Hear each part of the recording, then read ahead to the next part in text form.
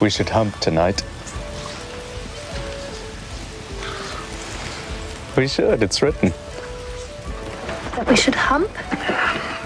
Medieval bedroom activities were filthy, gross, or illegal. If you want some, I'll give it you.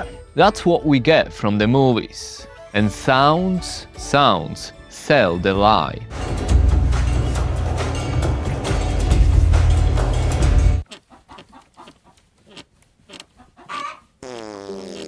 Through breathing, whispers, music, and privacy that didn't really exist. But it wasn't romance hidden beneath the sheets, rather a need for power, control, and obligation.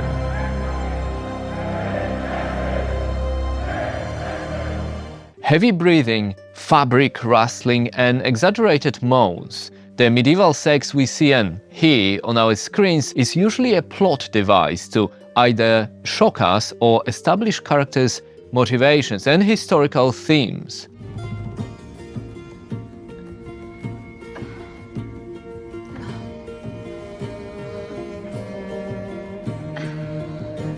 It doesn't sound very private, consensual, or romantic, like a night of a royal wedding.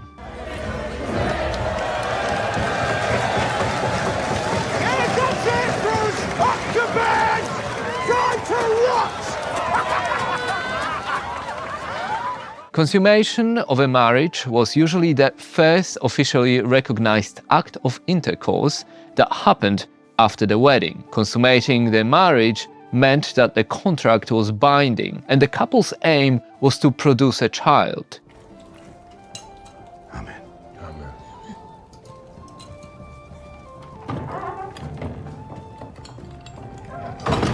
So, not a night underscored with soft music where Hollywood turns obligation into romance, but rather witnesses in a sleeping chamber which made for an awkward evening. Nur unser Wille kann uns retten. Dich und mich. Ja, aber nicht so.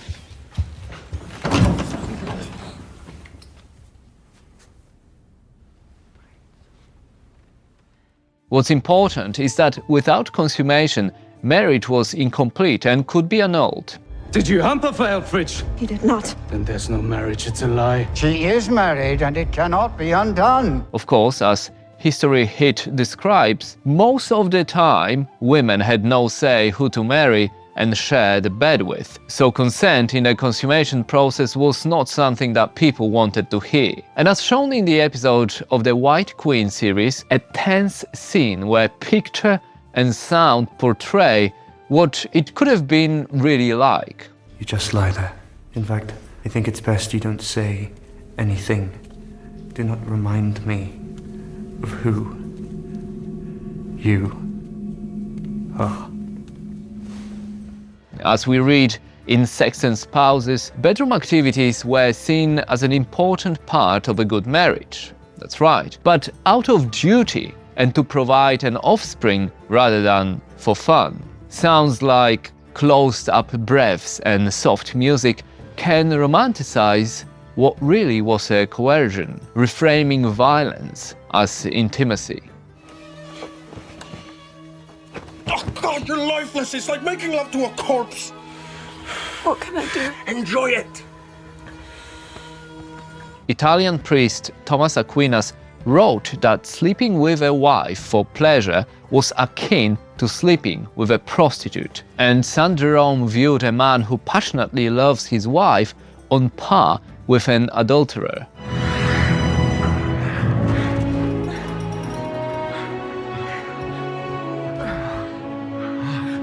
In the Summa Confessorum, there were rules when husband and wife could not get on, like feasts and fast days, Sundays during menstruation, breastfeeding, and 40 days after birth. Normal houses didn't have acoustic privacy, so what happened in bedrooms was probably quite audible. Come back! Come back! Straw mattresses, wooden frames, wooden floors, it all adds up. Privacy was a myth that cinema keeps repeating. cheating and all sex outside of marriage was a sin. Do you love me?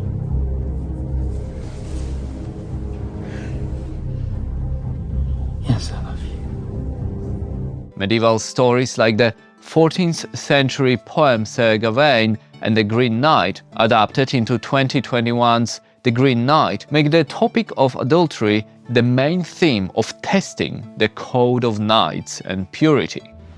Spirit or any other implements.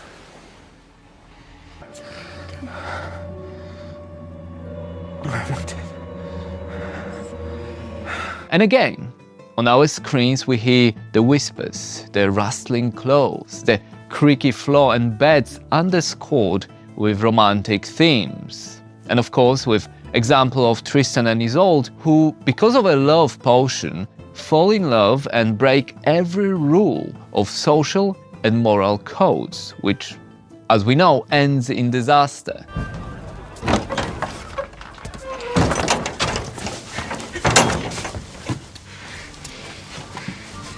But it wasn't just social codes. As Catherine Warner writes in Sex and Sexuality in Medieval England, between 1401 and 1431, if you were caught cheating in London, you were arrested as part of a crackdown on so-called immorality, public shaming, crowds, bells. If you were caught, they made sure everyone could hear it.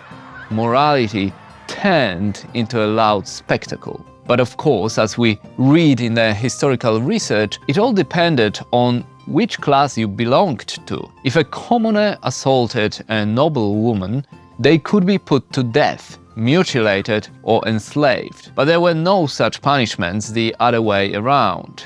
Feudal lords in Europe, like the Szlachta in Poland, did not apply the moral code to the lower classes. And sex, it was often used as means of payment. As well, whatever you like.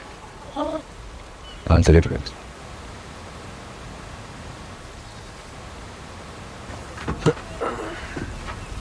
Now, the sex.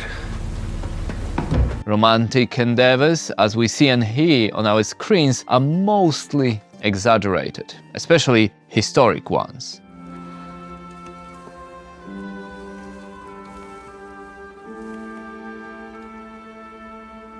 Because it was the silence of the victims that we miss. So yes, sex outside marriage was sinful, but medieval priests and nuns who preached it loudly behaved quite differently behind the scenes. The Lord will find ways to console you.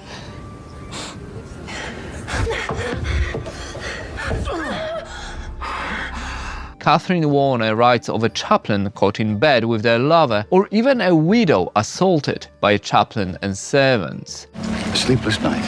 Should I speak with Jura? Tell her you need your rest? You shall do no such thing. You will not talk of such matters.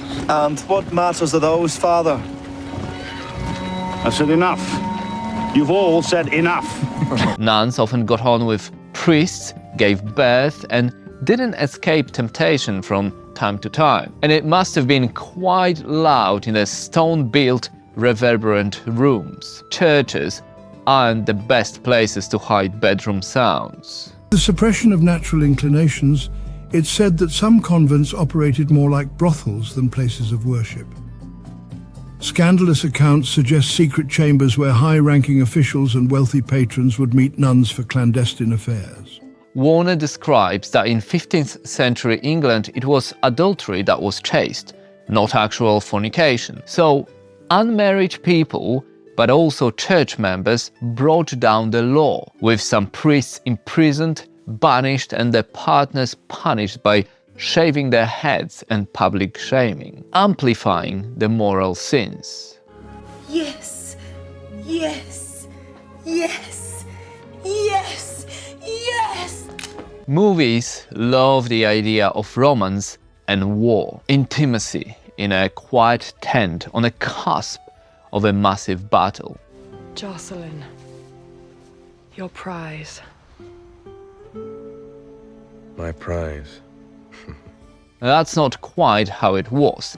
During medieval wars and battles, there is evidence of female camps, which fulfilled various functions. Some were a part of military wives and families that followed the soldiers, others were workers who took care of laundry and hygiene and domestic duties, but there were also workers who offered more intimate services. And as we read in Brundage's book, in the army camp at Damietta during the Fifth Crusade, their offerings were very expensive indeed. Camps were super loud, animals, fires, drunken soldiers. None of those romantic, quiet scenes we get in the movies.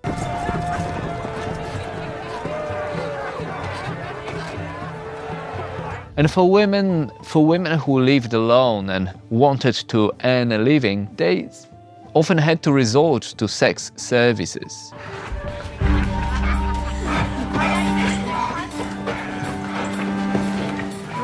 Where are you going? To church. The practice was on the margins, and we read that in the late 1270s they were forbidden to live in London. Violence, abuse and even murder were part of daily life for the female workers, as people viewed them as corrupt and sinful. But during war and sieges, it was also town women and girls who were assaulted by soldiers, sometimes by invading armies and sometimes by their own soldiers who were passing through. You're lucky.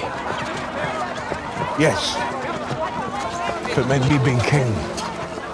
And after me, you, King Robert. There was no police, no punishment. Men were pardoned, and if a woman got pregnant because of the assault, it was viewed that she must have enjoyed it.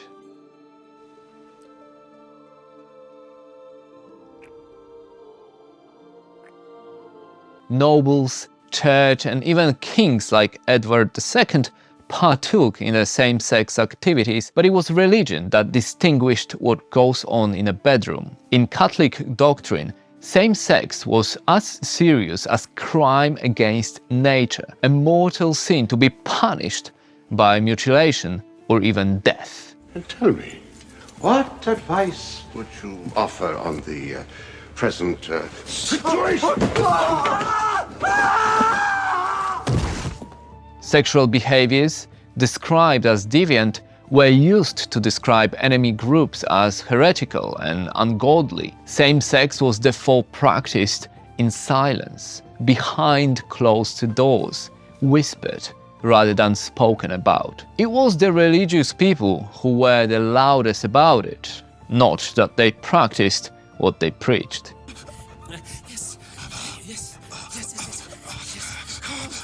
Sex was used to shame, punish and control people, often by the rulers, religious leaders and authorities who didn't really adhere to their own laws. Movies and shows soften it with romance, using the sonic landscapes to build an illusion, private, quiet and poetic. In reality, it was very much a public, enforced and loud part of life, and not much has changed.